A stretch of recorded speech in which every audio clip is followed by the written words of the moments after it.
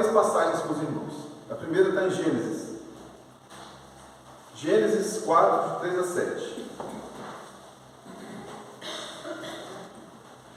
Gênesis 4, de 3 a 7.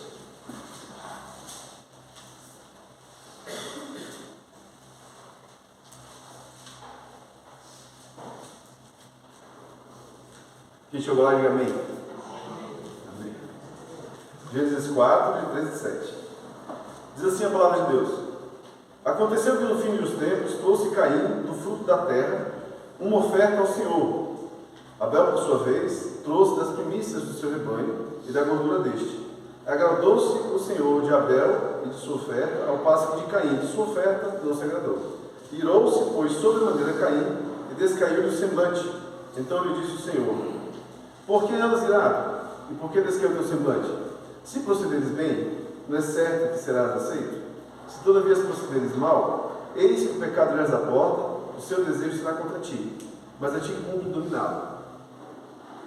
Aqui eu vou fazer uma explicação rápida. Abel ofereceu um cordeiro com derramamento de sangue. Certamente não foi da imaginação dele. A primeira coisa que aconteceu quando o Senhor procurou Adão e Eva no Jardim do Éden, e os dois estavam escondidos, e o Senhor Deus fez aquele questionamento com eles, né? Por que estavam escondidos e tal, e eles comentaram, né, que estavam luz, e houve todo aquele entendimento aí que aconteceu. A primeira coisa que o Senhor Deus fez foi prover uma cobertura adequada para Adão e Eva. Ele sacrificou um animal, um cordeiro, para fazer roupas para Adão e Eva.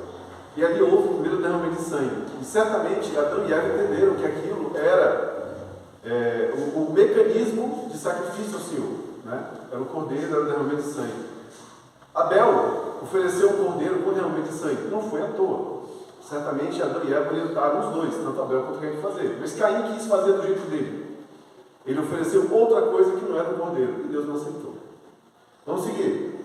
Vamos agora para 1 Samuel 13, de 8 a 11. 1 Samuel 13, de 8 a 11.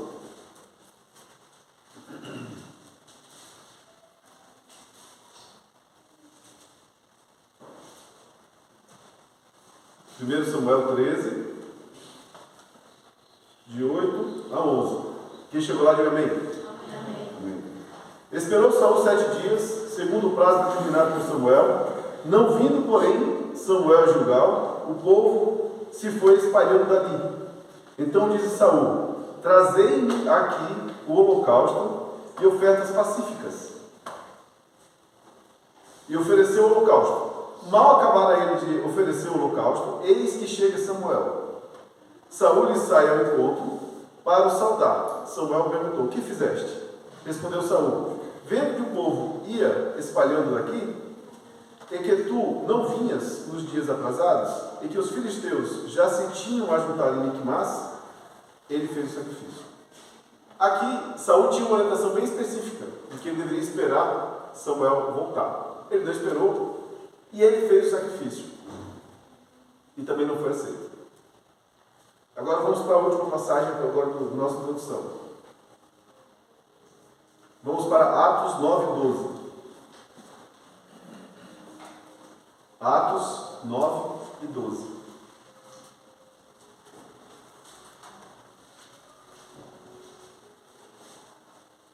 Atos 9 e 12. Quem chegou, diga amém. Atos 9 e 12. Então tá, vamos lá. Diz assim a palavra de Deus: Saulo, respirando ainda ameaças e morte contra os discípulos do Senhor, dirigiu-se ao sumo sacerdote e lhe pediu cartas para as sinagogas de Damasco, a fim de que, caso achasse alguns que eram do caminho, assim homens como mulheres, os levasse presos para Jerusalém. Os irmãos sabem a história de Saulo, sabem que ele não era convertido ainda. Foi nesse caminho, foi nesse trajeto que o Senhor Jesus apareceu para ele, e ali ele se converteu. Mas o que dá para ver aqui no coração de Saulo? Muito zelo, muito zelo.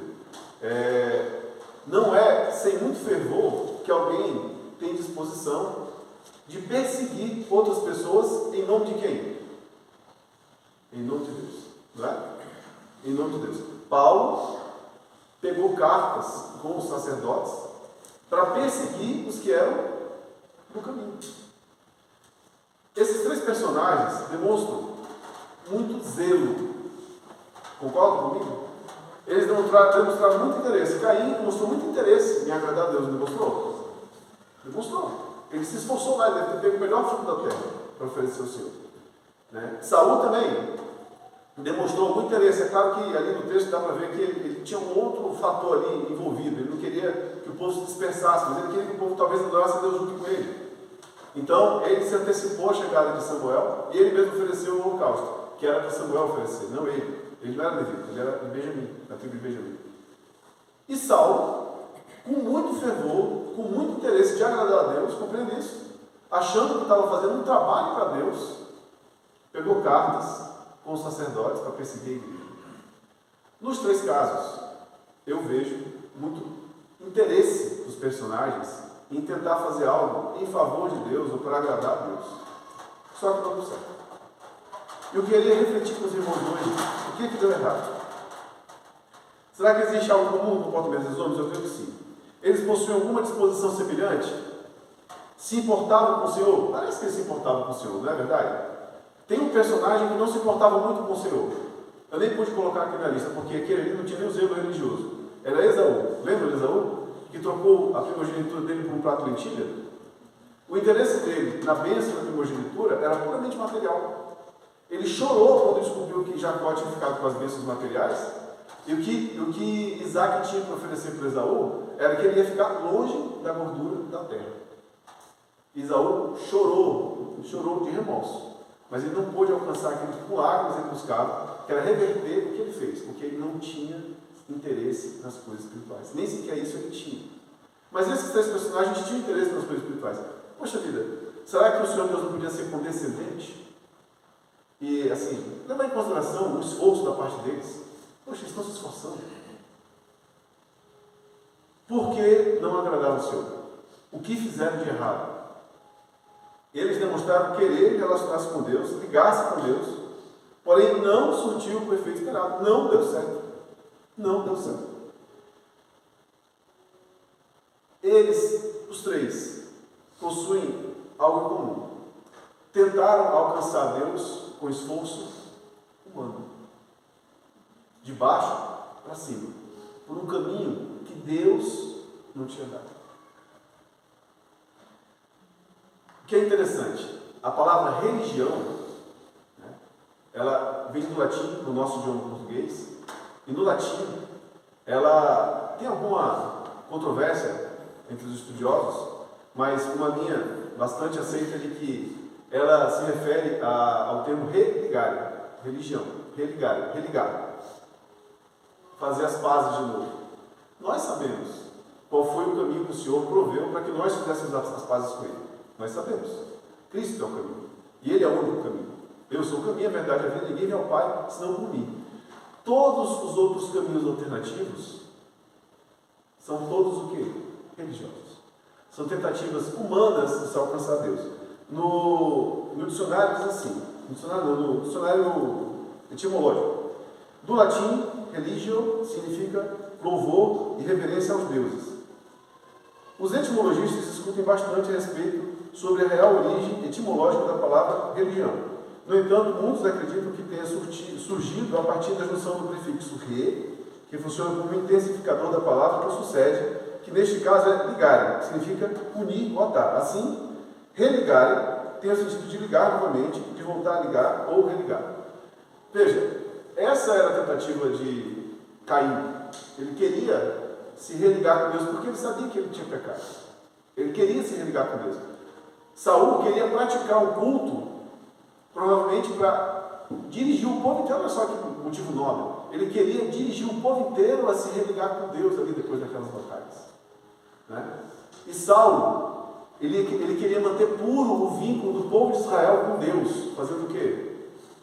Perseguindo os crentes, que agora estavam seguindo Jesus, esse rabino novato que chegou e mudou toda a lógica dos sacerdotes levitas da época. Os três tinham muito zelo e queriam refazer a ligação, queriam manter a ligação viva, ativa, só que por meios humanos. Assim, vamos assumir para os propósitos dessa mensagem que toda iniciativa e esforço humano de alcançar ou agradar o divino, desconectado da vontade de Deus, pode ser considerado um esforço religioso. Ok? Então, toda iniciativa, todo esforço humano que busca alcançar a Deus, que não seja por algum mecanismo, algum caminho que o Senhor Deus tenha dado, a gente vai entender juntos aqui, para essa mensagem, que isso é um esforço religioso. Certo? Eu não quero tornar essa palavra 100% uma palavra de entendimento negativo. Não é isso. O meu propósito aqui é só especificar o termo que eu vou usar para me referir ao esforço humano. Ok? Nesse caso, para essa mensagem, o esforço humano, eu vou me referir a ele como um esforço religioso. Ok? Isto é diferente da solução divina, de comunhão com o homem. O que o Senhor Deus prefere é uma comunhão permanente, uma comunhão pura, uma comunhão provida por Ele mesmo. O que seria... Isso é diferente da solução divina de comunhão para o homem, que não requer esforço do próprio homem. Olha só que interessante. Por que o Senhor Deus não estabeleceu um mecanismo de religação com o homem que dependesse do homem? Porque se dependesse do homem, não ia dar certo. Não ia dar certo. Nós não seríamos capazes de manter esse vínculo. Então, a solução que o Senhor Deus oferece é totalmente independente do esforço humano. A religação do homem com Deus não pode depender do homem. Se depender do homem, ela quebra. Nós sabemos que a solução divina para restaurar a comunhão entre Deus e o homem é Jesus Cristo. É uma dádiva divina, completamente providenciada por Deus Pai, que demanda apenas o recebimento da bênção de Deus por parte do homem. O que é coerente com o fato de que Deus é, por natureza, inacessível para o homem, por conta do homem ter sido destituído da glória de Deus após o pecado. Os irmãos conhecem uma passagem. Romanos 3,23. Desculpa, João 3,23. Diz o quê? Porque todos pecaram. Não é João 3,23? Romanos 3,23? Porque todos pecaram e destituídos estão da glória de Deus. Por que fomos destituídos da glória de Deus? Por causa do nosso pecado. Então essa religação depende de quem? Do Senhor Deus. Do Senhor Deus. E Ele nos amou enquanto estávamos mortos em nossos delitos e pecados. Nós conhecemos. Mas eu queria ler algumas passagens para os irmãos. 1 João 1:3.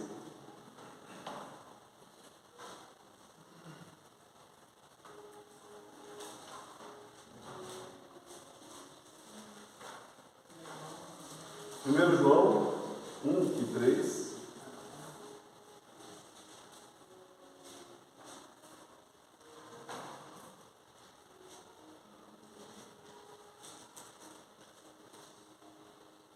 Diz assim: o que temos visto e ouvido, anunciamos também a vós outros, para que vós, igualmente, mantenhais comunhão conosco. Ora, a nossa comunhão é com o Pai e com o seu Filho, Jesus Cristo.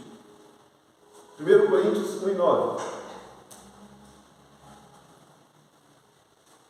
1 Coríntios 1:9.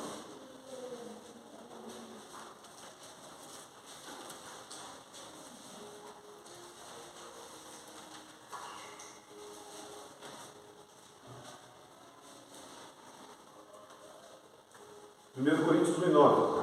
Fiel é Deus, pelo qual fostes chamados à comunhão de seu Filho, Jesus Cristo, nosso Senhor. Veja, não fomos nós que alcançamos essa comunhão, não fomos nós que buscamos essa comunhão, não fomos nós que realizamos essa comunhão. Fiel é quem? É Deus. Fiel é Deus, pelo qual fostes chamados à comunhão de seu Filho, Jesus Cristo, nosso Senhor. A comunhão provida pelo Senhor possui o poder de nos conectar a Ele e nos conectar uns aos outros. Olha só que interessante.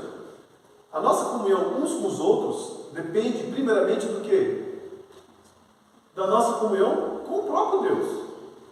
Interessante. De um lado nós temos o homem, o esforço religioso dele, buscando alcançar a divindade por caminhos alternativos que não foram dados por Deus.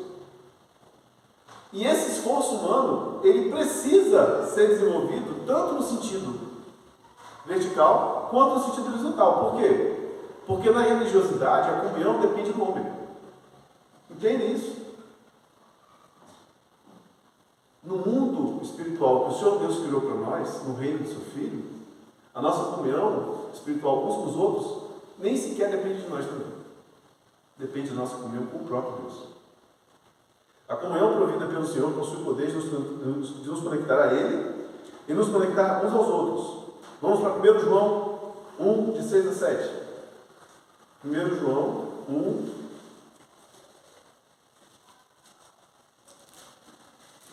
de 6 a 7.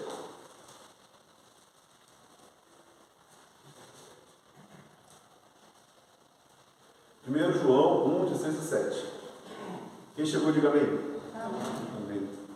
Ele diz assim: se dissermos que mantemos comunhão com Ele e andarmos nas trevas, mentimos e não praticamos a verdade. Se, porém, andarmos na luz, como Ele está na luz, mantemos comunhão uns com os outros, e o sangue de Jesus, seu Filho, nos purifica de todo pecado.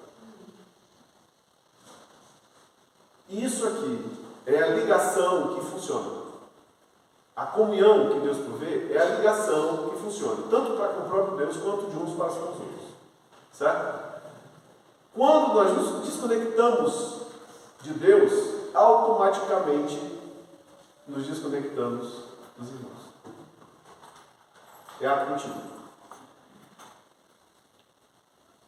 A única maneira de ser possível mantermos a comunhão uns com os outros, realizando o que Deus quer que nós realizemos uns para com os outros, é mantendo a comunhão direto com Ele.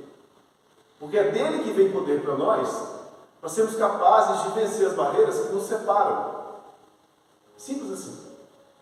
Essa comunhão, abastecida pelo poder do Espírito Santo, nos capacita a realizar o que o esforço humano é incapaz. Negarmos-nos a nós mesmos e colocar o próximo em primeiro lugar. Vamos juntos. Lucas 9, 23.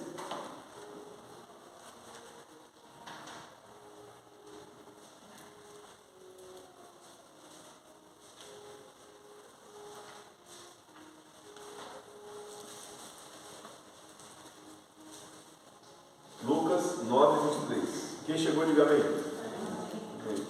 Diz assim a palavra de Deus: dizia a todos: se alguém quer vir após mim, negue-se. Se alguém quiser vir após mim, a si mesmo se negue, dia a dia tome a sua cruz e siga-me.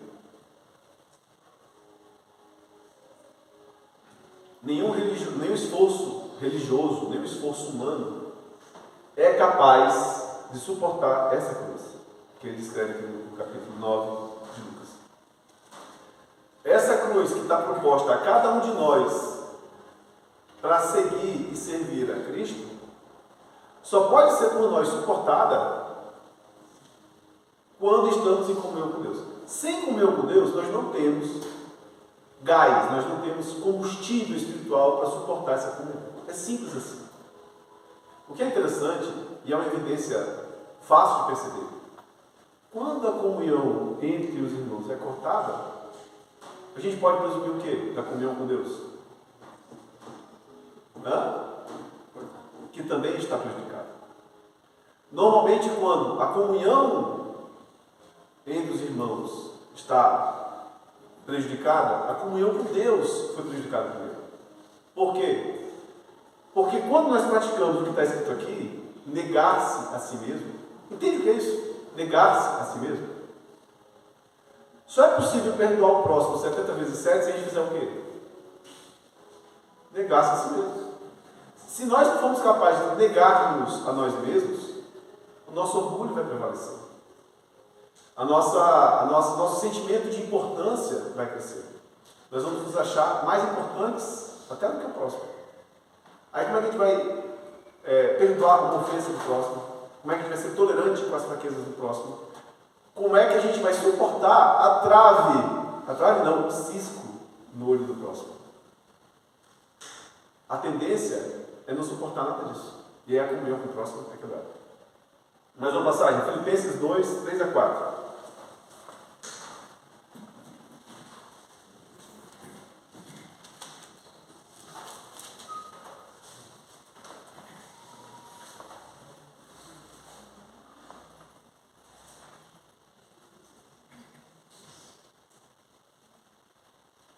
Quem chegou lá, diga amém.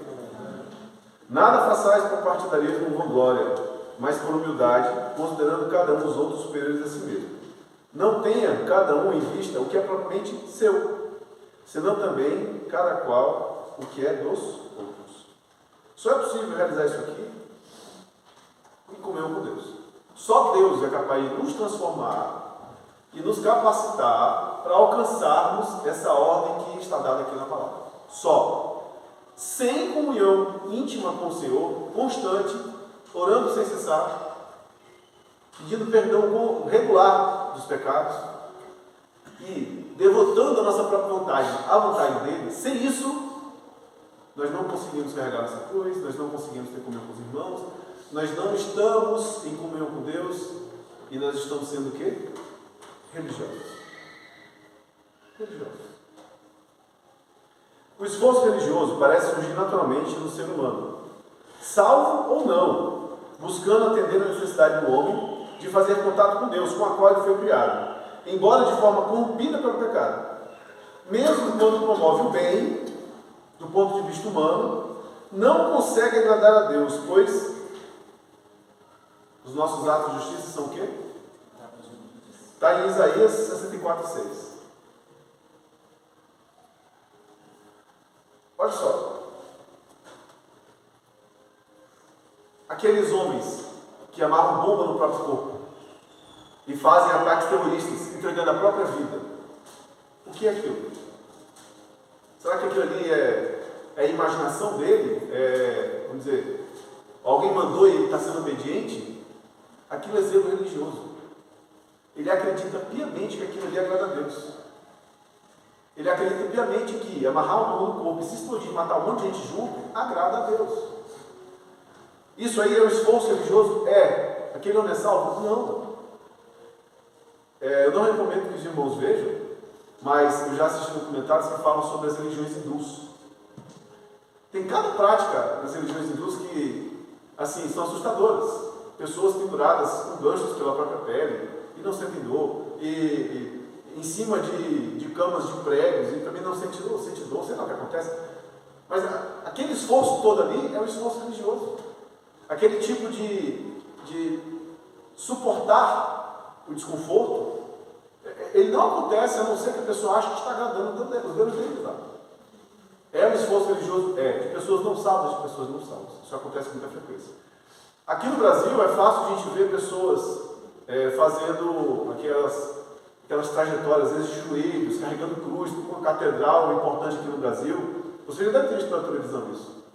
Aquele tipo de sacrifício humano, alto sacrifício humano. Né? Aquilo só acontece com muito zelo religioso. O ser humano é atraído para a prática religiosa.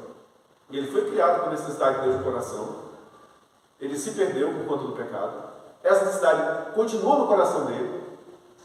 E por conta do pecado, ele se envergonha diante do Senhor e tenta achar um caminho próprio que não dependa do Senhor para atender essa necessidade de conexão com o divino. E aí ele se torna um homem religioso ou uma mulher religiosa. Por quê? O que o Senhor Deus aceita? Porque assim, alguém poderia pensar, poxa vida, mas Deus não é muito rigoroso nisso? Será que o Senhor Deus não está sendo muito rígido? Será que ele não podia ser um pouco mais condescendente? Será que ele não podia olhar um esforço de um homem ou de uma mulher andando de joelhos da capital de São Paulo até uma cidade interior de Teodoro e Catedral, né? Rasgando o próprio joelho, no sol, com todo aquele desconforto? Será que o Senhor Deus não podia ter um pouco de misericórdia daquela alma e achar que aquilo ali valia alguma coisa? Deixa eu perguntar para os irmãos. Aos olhos do Senhor, o que realmente vale? O que o Senhor Deus aceita? Qual é a única coisa que o Senhor Deus aceita como oferta? O sacrifício de Cristo. A única coisa que o Senhor Deus aceita é Cristo. E o que quer que escape de Cristo é inaceitável para Deus. Essa que é a realidade. O Senhor Deus não aceita nada menos que Cristo. Vamos lá, Romanos 11:36.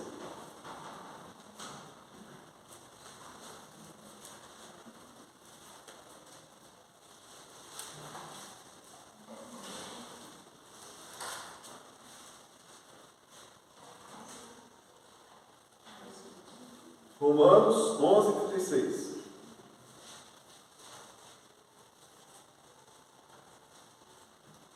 Quem chegou lá, diga amém. Amém. Diz assim a palavra de Deus: porque dele, e por meio dele, e para ele, são todas as coisas. A ele, pois, a glória eternamente. Amém. Porque dele, para ele e por ele são todas as coisas. Dele, por meio dele e para ele. O que quer que nós façamos que escape dessas três características, se não for algo dele, feito por meio dele e feito para a glória dele, se não atender esses critérios, não serve. É simples, não serve. É esforço humano, é religiosidade inútil. É religiosidade inútil. Sem Cristo, tudo que fazemos é apenas o quê? Religioso. E terá o mesmo valor da palha no último dia. Os irmãos conhecem a passagem. Isso está em... Eu vou ler para os irmãos. Isso está em 1 Coríntios 10, 3, de 10 a 15. Diz assim: segundo a graça de Deus que me foi dada, lancei o fundamento para, como prudente construtor, e outro edifica sobre ele. Porém, cada um veja como edifica, porque ninguém pode lançar outro fundamento além do que foi posto, o qual é Jesus Cristo. Contudo, se o que alguém edifica sobre o fundamento é ouro, prata, pedras preciosas, madeira, feno, palha, manifesta se tornará a obra de cada um, pois o dia a demonstrará, porque está sendo revelada pelo fogo. E qual seja a obra de cada um, o próprio fogo aprovará. Se permanecer a obra de alguém que sobre o fundamento edificou, esse receberá galardão. Se a obra de alguém se queimar, sofrerá ele dano, mas esse mesmo será salvo, todavia, como que através do fogo. Até aqui eu quero fazer uma reflexão com os irmãos. Tá? Imagine então uma boa obra que alguém possa tentar fazer. Vou dar um exemplo. Imagina que o povo está todo lá no Egito ainda. Tá? Moisés, periodicamente, indo conversar com o faraó, pedindo para libertar o povo.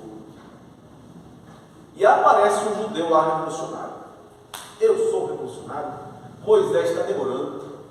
Esse negócio de ficar pedindo autorização a faraó, eu não sei porque faraó nem crente é, nem judeu é. Nós somos aqui um povo. É o seguinte, eu vou organizar aqui um grupo de homens. Nós somos homens fortes. Tá? Esses egípcios são tudo Nutella. A gente é raiz, a gente fazia tijolo sem barro, tijolo sem palha. A gente é tudo, estamos em maior número, somos mais fortes. Vamos reunir o exército aqui e vamos fugir do Egito por conta própria. Em nome do Senhor. O que vocês acham? Essa empreitada ia dar certo? Não ia dar certo. E outra, este judeu revolucionário estava cumprindo a vontade de Deus? Não.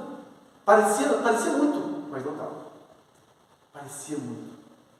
Parecia que ele estava fazendo algo em favor do povo. Parecia que ele estava fazendo algo em nome de Deus. Parecia que ele estava fazendo o certo, que era libertar o povo da escravidão, porque a escravidão é uma coisa horrível. Parecia que estava tudo certo, mas ele estava errado. E não estava agindo conforme a vontade de Deus. Simples assim. Era um esforço o quê? Religioso. Porque partia desse próprio homem. No caso do Egito em especial, vou dar só uma explicação para os irmãos. O povo não foi capturado pelo Egito. O povo foi até o Egito e se colocou debaixo da guarda de Faraó na época em que houve fome na terra e Jacó desceu com seus filhos e suas famílias. E ele foi acolhido no Egito. Faraó era a autoridade local. E o Senhor Deus tem um cuidado muito especial com as autoridades. E ali naquele momento, a autoridade era Faraó. E Faraó tinha que admitir que o povo saísse, para não haver rebeldia. Como é que o Senhor Deus ia tirar o povo do Egito com um ato de rebelião e rebeldia? Como é que ele lidar com 40 anos com esse povo no deserto? Quer dizer, né? Era para ser menos que 40 anos. Como é que ele lidar com esse povo no deserto se o que originou o trajeto inteiro foi um ato de rebeldia? Não. Ali o Senhor Deus estava já ensinando o povo inteiro que o Senhor Deus não gostava de rebeldia, que ele não queria ver rebeldia no povo dele. Então, o povo estava se submetendo à vontade de Faraó. Estava. Moisés ia pedindo para o Faraó libertar o povo. Não. Liberta o povo? Não. Até o dia que o faraó disse, eu liberto. E ele consegue. Sem rebeldia. A religiosidade é aparente, tem foco no exterior, tem origem carnal e visa agradar a própria carne, atendendo uma demanda de autojustificação, estimulando o orgulho e a autoglorificação. Visa a construção de um caminho alternativo ao Senhor, não dado por Ele, estimulando e glorificando o esforço humano, por meio do estabelecimento de regras humanas. Isso é muito comum em religiosidade. Você assistir regras humanas sendo estabelecidas.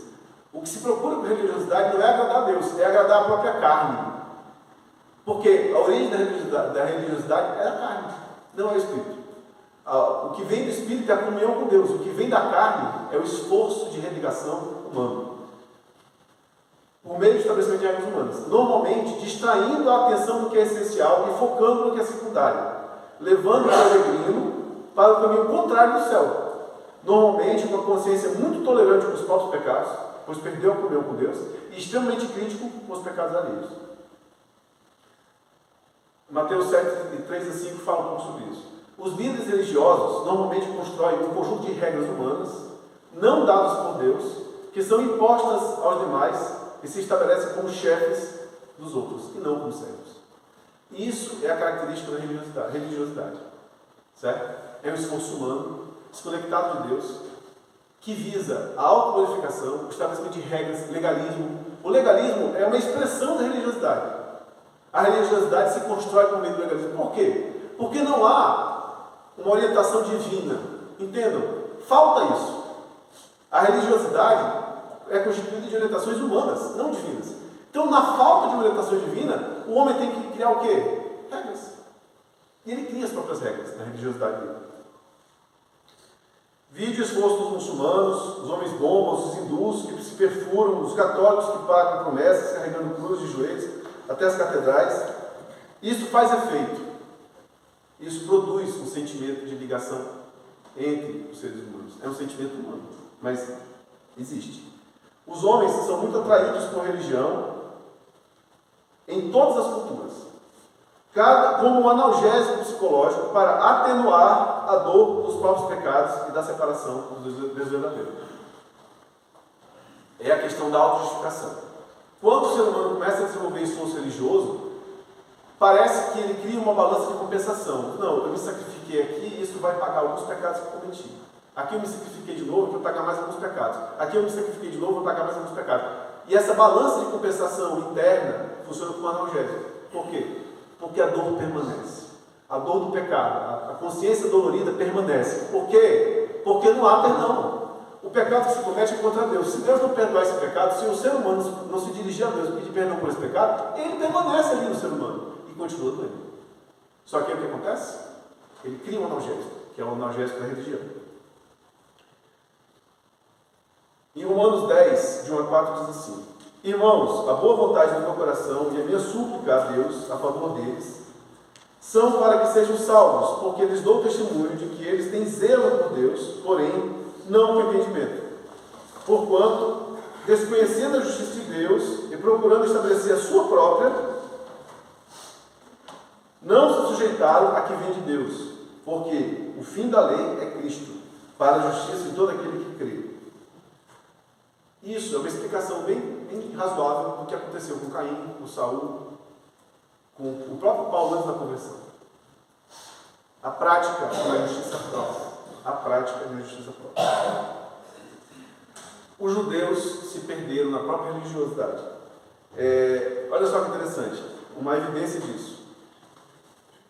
Possível expressão da tentativa humana de se conectar ao divino sem sucesso. Foi a maneira com que o apóstolo João se referiu às festas dos judeus. Eu vou ler para os irmãos rapidamente aqui. Estando próximo à Páscoa dos judeus, subiu Jesus para Jerusalém. A Páscoa de quem? Dos judeus. Mas a Páscoa não é de Deus? Por que o apóstolo João está falando da Páscoa dos judeus? Olha só, isso é João 2,13. Passadas essas coisas, havia uma festa dos judeus. Não é interessante? E Jesus subiu para Jerusalém. De novo, uma festa dos judeus. Mas não eram as festas estabelecidas lá em Levítico 23, que o Senhor Deus tinha mandado os judeus fazer? Por que aqui o apóstolo está dizendo a festa dos judeus? E de novo, João 7,2. Ora, a festa dos judeus, chamada Festa dos Tabernáculos. Quem estabeleceu a Festa dos Tabernáculos foi o Senhor Deus, lá em Levítico 23. Mas aqui, o João está falando. Ora, a festa dos judeus, chamada de Festa dos Tabernáculos, estava próxima. Por que o tempo todo ele fala que era a festa dos judeus, não do Senhor? Porque a motivação da festa tinha deixado de ser agradar a Deus há muito tempo. Se aquele povo tivesse real interesse e estivesse sensível à vontade de Deus, eles não tinham matado o Salvador. Simples assim. A religiosidade também pode ganhar espaço no coração dos salvos. Isso é triste. A tentação permanece. A gente pensa assim, não, esse negócio de religiosidade, isso é coisa de descrente. É coisa de gente que não conhece Jesus. Não é. Isso acontece também entre os salvos. Continuamos humanos e suscetíveis a tais seduções. Vamos ler juntos. Atos 10, de 9 a 16. Atos 10, de 9 a 16. Atos 10, de 9 a 16.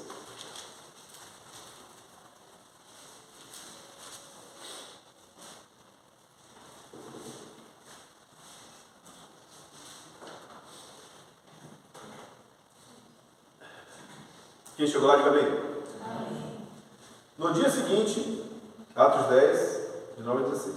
No dia seguinte, indo eles de caminho, e estando já perto da cidade, subiu Pedro eirado, por volta da hora sexta, a fim de orar. Estando com fome, quis comer. Mas, enquanto lhe preparavam a comida, sobreveio-lhe um êxtase, então viu o céu aberto e, descendo, um objeto como se fosse um grande lençol, o qual era baixado à terra pelas quatro pontas, contendo toda sorte de quadrúpedes, répteis da terra e aves do céu. E ouviu uma voz que se dirigia a ele: levanta-te, Pedro, mata e come.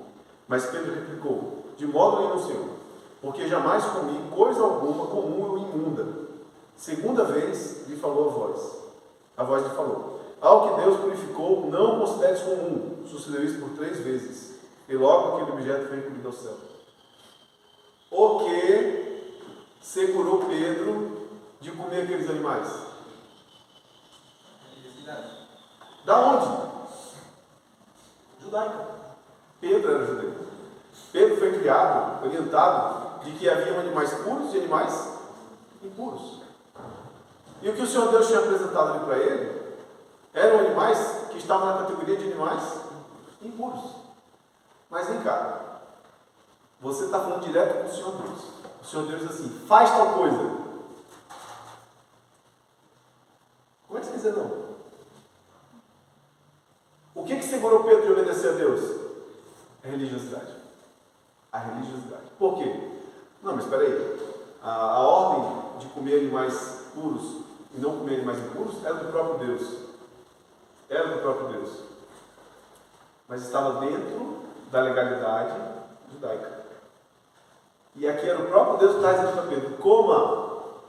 E estava descendo do céu. Que tipo de impureza poderia ter no céu? O que interessa? O que interessa é cumprir a vontade de Deus. João 14, 21.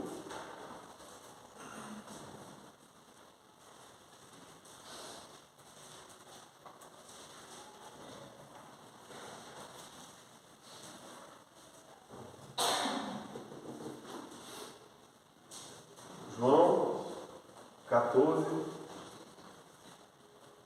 e 21. Quem chegou lá, diga bem. Diz assim a palavra de Deus: aquele que tem os meus mandamentos e os guarda, esse é o que? Me ama. E aquele que me ama será amado por meu Pai. E eu também o amarei e me manifestarei a ele. Como é que eu posso escapar da religiosidade? Como é que eu posso escapar do zelo religioso?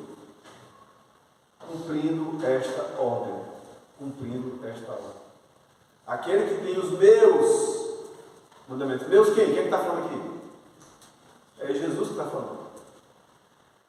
Então, existem mandamentos humanos? Existem. Existem mandamentos de Deus? Existem. Essa é a grande diferença. Quem é que ama a Deus? É quem cumpre os mandamentos de quem? De Deus e não dos homens. O que interessa é cumprir a palavra de Deus. Faça o teste em tudo aquilo que você questionar aqui na frente. Onde é que isso está escrito na Bíblia? Chegou na situação de crise, situação de confronto, de conflito? Questione onde isso está escrito na Bíblia. O que a Bíblia diz a respeito disso aqui de forma específica, de forma literal.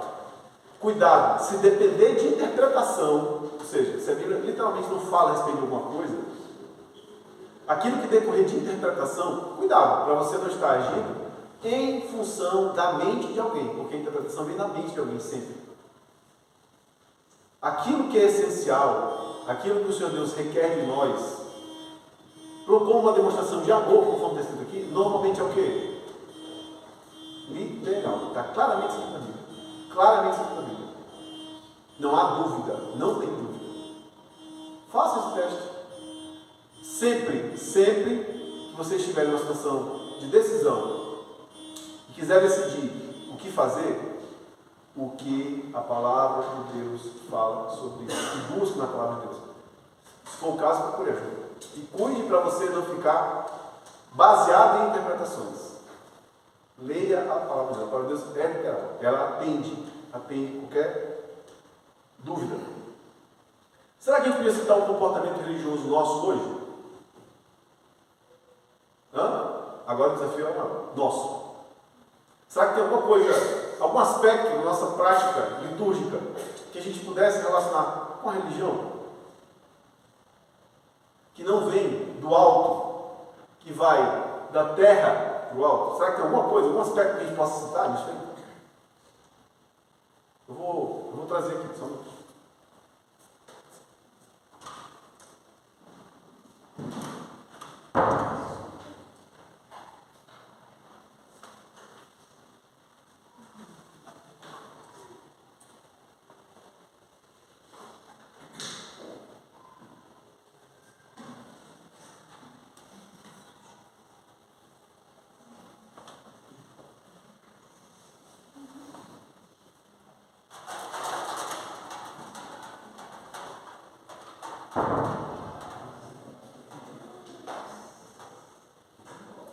Notaram alguma diferença?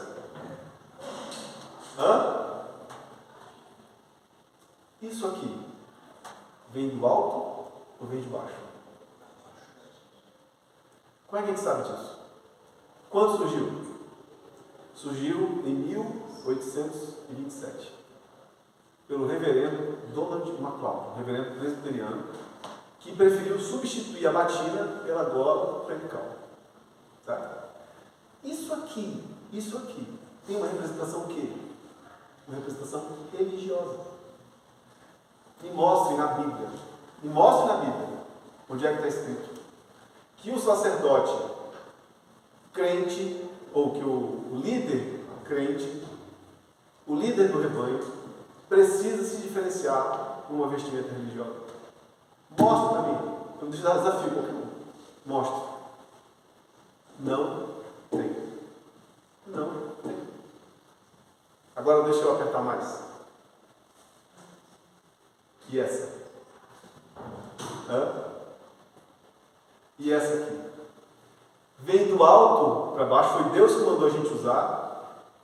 Ou vai de baixo para cima? É entendimento humano. Simples. Isso aqui existia na época de Jesus, por acaso? Não. Qual é a data que isso aqui surgiu? Isso há bastante controvérsia. Tem um livro francês chamado A Grande História da Gravata. Foi publicado em 1994. E ele conta que há várias evidências do surgimento da gravata ao longo da história humana. A primeira referência, por que parece, é egípcia. As múmias eram preparadas com um artefato muito parecido, aqui uma joia, e a joia segurava um laço para representar o sangue de Ísis, olha só. E a múmia era enterrada com esse símbolo para que no mundo espiritual essa pessoa recebesse algum tipo de favor ou perdão pelos pecados quando chegasse no mundo espiritual. Mais tarde, o exército romano começou a fazer uso de algo parecido, mas era mais próximo de um cachecol. Não era bem uma gravata, era mais próximo de um cachecol. Os soldados rasos usavam tecido grosso, grosseiro, os oficiais algodão e aqueles generais usavam de linho. Era algo mais parecido com um cachecol, para proteger a garganta mesmo, sabe?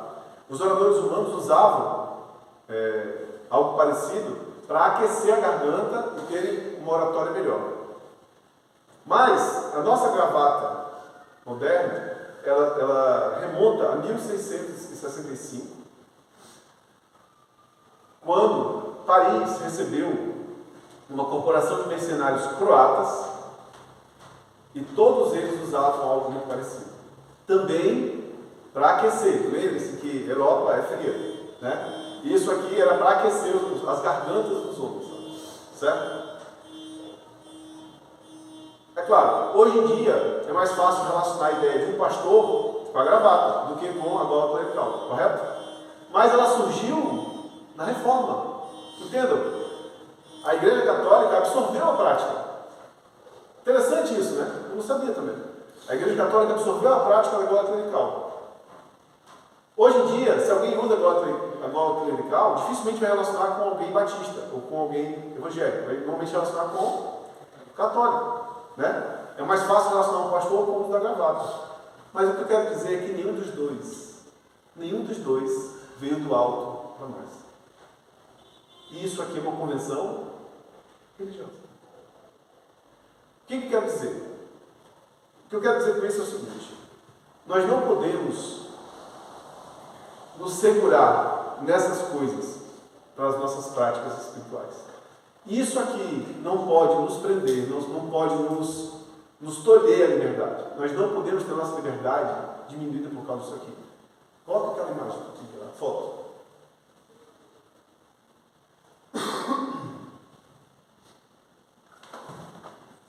Essa é uma turma, obrigado. Essa é uma turma de formandos do Instituto Bíblico da Amazônia. São todos índios. Aí está uns 40 e poucos graus. O irmão José esteve lá, né, irmão José? Bem mais quente que aqui, né? Bem mais quente que aqui. Todo mundo de gravata. Todo mundo de gravata. Se algum índio perguntar, vem cá, se eu me converter, eu tenho que usar gravata? O que esses homens vão responder para eles? Se eles responderem conforme a palavra de Deus, eles vão dizer, não precisa usar gravata. Aí ele vai perguntar, e por que você usa? Qual a explicação? É motivação religiosa. Eu não quero imputar nenhum tipo de demérito para esses homens, de jeito nenhum. Eles têm uma missão muito nobre e graças a Deus por eles lá no meio da selva para pregar o Evangelho, onde nós não conseguimos chegar. Mas eles não precisavam estar usando gravata, eu quero dizer isso. Quero fechar com o último versículo. Eu já li João 14, 21, é o próximo, é Gálatas. Coloca aí no canal, por favor.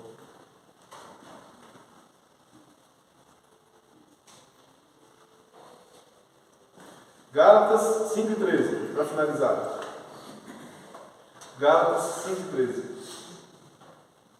Quem chegou lá, diga amém. Ixi, está fraco. Gálatas 5,13.